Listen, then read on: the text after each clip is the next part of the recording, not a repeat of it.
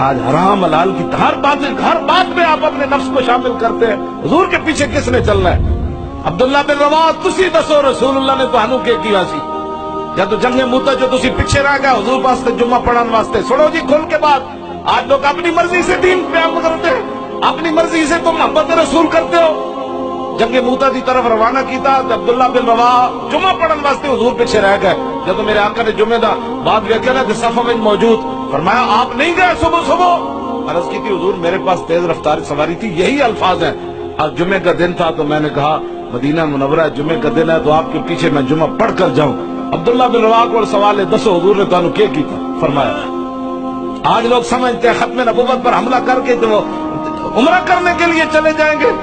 محفل میلاد تو نواز شریف کے گھر بھی ہوئی ہے, محفل میلاد تو شہبازہ نے بھی کروائی ہے, لیکن کس نبی کی محفل کروائی ہے؟ جس نبی کی ختم نبوت پر حملہ کیا اس نبی کی محفل کروائی ہے. جس نبی کے محافظ کو تختہ دار پر لٹکایا اس نبی کی محفل کروائی ہے. جس نبی پر درود پڑھنے پر پرچے کٹوائے اس نبی کی محفل کروائی ہے. جس کے وارثوں کو فور شیڈول میں داخل کیا. ہاں محفل دونوں نے بھی کروائی ہے. جب دیکھا کہ قوم کا مزاج بدل گیا اب یہ بات نہیں دیکھنی. انہوں نے کہا محفل اس وقت کروانی تھی نا جب ممتاز کو پھٹے لگوا رہا تھا. محفل کا وقت تو وہی تھا. عمر بن سعد جو ہے نا وہ جب مختار سقفی کے سپاہی پکڑنے کے لیے گئے, عمر بن سعد جو یزیدی فوج کا جرنیل تھا تو اندر تسبیح پڑھ رہے سی نفل. تو وہ سپاہیوں نے پوچھا باہر دا پتر آیا, انہوں نے کہا کتنے ہوئے؟ انہوں نے کہا اندر نفل پڑھ رہا. انہوں نے کہا جا کے کہے نفل اس دن پڑھتے سن جدو حسین دے مقابلے چاہیا. ہن نفلوں کا کی فائدہ ہے؟ ہاں جی ہن نفلوں کا کوئی نہیں. دروغ کے اندروں لے آئے عمر بن سعد دے ٹکڑے ہوئے. ہاں نفل اس ویلے پڑھنے سن جدو تو امام علی مقام کے سامنے فوج لے کے آیا. اس دن وہ فوج چھڑ کے نفل لیتا مزہ تو پھر سی. ساڑی قوم اتنی جہالت دی بری ہے جی نا گھر محفل میلاد کی تھی. میں کہا محفل میلاد نے اس دن کرنی سی نا جب رات دی تاریخی روزے دی حالت عاشق رسول نو تختہ دار تے لٹکایا. محفل میلاد اب یہ باتیں نہیں چلیں گی. آپ عبداللہ بن رواحہ سے ہم پوچھتے ہیں جناب آپ بتائیں آپ کو حضور نے کیا فرمایا؟ کیا شاباش دی کہ جمعہ تھا اس لیے تو نے جمعہ آج میرے پیچھے پڑھا, مسجد نبوی شریف امام الانبیاء کی امامت میں جمعہ پڑھا, تو حضور نے ان کو کیا فرمایا جب اپنی مرضی سے نیکی کی؟ تو فرمایا عبداللہ لو انفقت ما فی الارض جمیعا ما ادرکت فضل غدوتہم. فرمایا جنہوں نے میرے کہنے پر صبح صبح مدینہ چھوڑ دیا تھا اور وہ لشکر لے کر روانہ ہو گئے, اگر روئے زمین پر جو کچھ ہے نا تو وہ سارا بھی خرچ کرے نا تو تو ان کے برابر نہیں ہو سکتا. یہ علماء کم از کم حدیث کا بیان کرن نا جڑے انہوں نے ووٹ دینے تے پھر کہنے میں عاشق رسول اپنے یار یہ بھی تھوڑے کو بیان نہیں ہوندے. کم از کم سیدنا صدیق اکبر کا خطبہ تو بیان کرو. اب لبیک کے نعرے کو لوگ کہتے ہیں یہ سیاسی ہے تو تم نے کم از کم یہ خطبے تو بیان کرو. ایھا الناس, یہ صدیق اکبر کا پہلا خطبہ. اے نہیں فرمایا میں مدینہ پاک کی گڑیاں پکیاں کروا دیاں گا. حضور میں تو نہیں پڑھا کسی نے اس طرح کا خطبہ. خود رسول اللہ دے غزوہ احد شریف کا خطبہ میں نے یاد ہے. تبوک کے میدان میں جدو صبح آپ نے وہ خطبہ میں نے یاد ہے. ایک گل بھی ایسی کوئی نہیں جتنے جو حضور نے کوئی دنیاوی گل فرمائی ہو.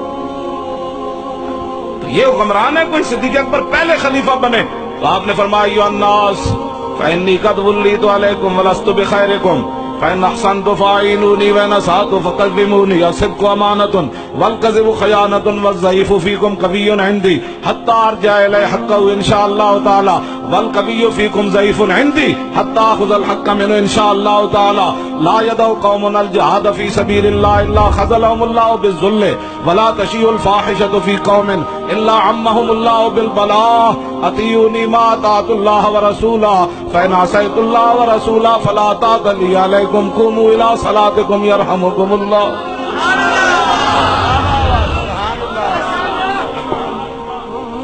یہ ہے جی افضل الخلق بعد الرسل کا پہلا خطبہ. فرمایا لوگوں مجھے تمہارا حکمران بنا دیا گیا کہ میں تم سے بہتر نہیں ہوں.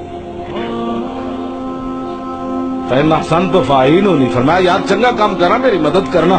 وإن أسأت فقومونی, فرمایا جب میں غلط کام کرا میں سیدھا کر دینا.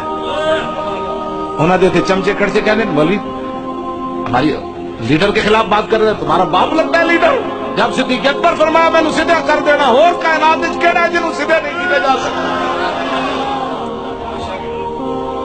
کیوں جی؟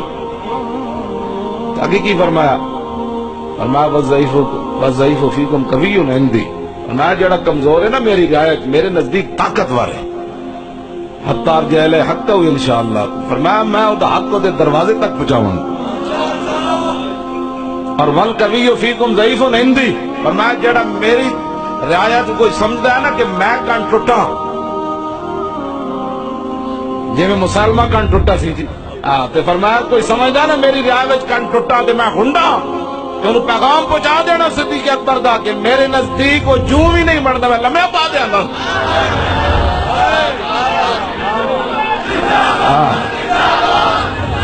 تاجدار ختم نبوت